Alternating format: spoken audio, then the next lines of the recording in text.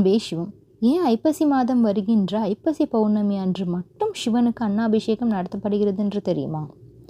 ஏன்னா பிரம்மாவுடைய கர்வத்தை அடக்க நினைத்த சிவபெருமான் பிரம்மாவுடைய ஒரு தலையை கொய்து விடுகிறார்.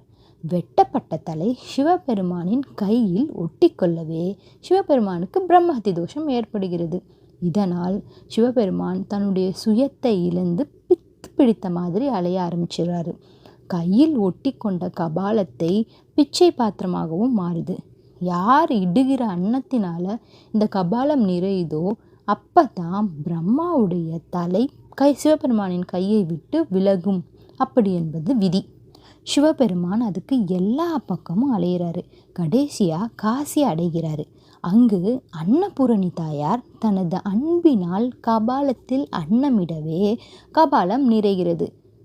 பிரம்மாவுடைய தலையும் சிவபெருமானின் கையில் இருந்து விலகவே சிவபெருமானுக்கு பிடித்த அந்த பிரம்மஹத்தி தோஷமும் விலகுது. மாயையிலிருந்தும் விலகிறாரு சிவபெருமான்.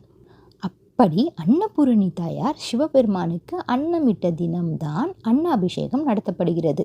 அதனால் ஐப்பசி மாதம் பௌர்ணமி அன்று எல்லா சிவ ஆலயங்களிலும் அன்னாபிஷேகம் நடத்தப்படுகிறது.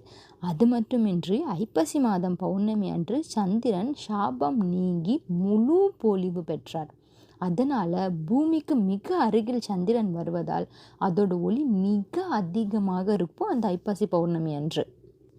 இந்த நாளன்று நம்ம சிவனை தரிசித்தால் கோடி லிங்கத்தை தரிசித்த புண்ணியமும் கிடைக்கும்னு சொல்கிறாங்க. அது மட்டும் இல்லை, தலைமுறைக்கே அன்னதோஷமும் விலகும் என்றும் உணவு பஞ்சம் வராது என்றும் சொல்கிறாங்க. இன்று சிவபெருமானுக்கு சாத்தப்பட்ட அன்னத்தை பிரசாதமாக உண்டு வரும் பெரும் பாக்கியம் வேண்டும் என்றும் சொல்கிறாங்க. நன்றி. அன்பே சிவம்.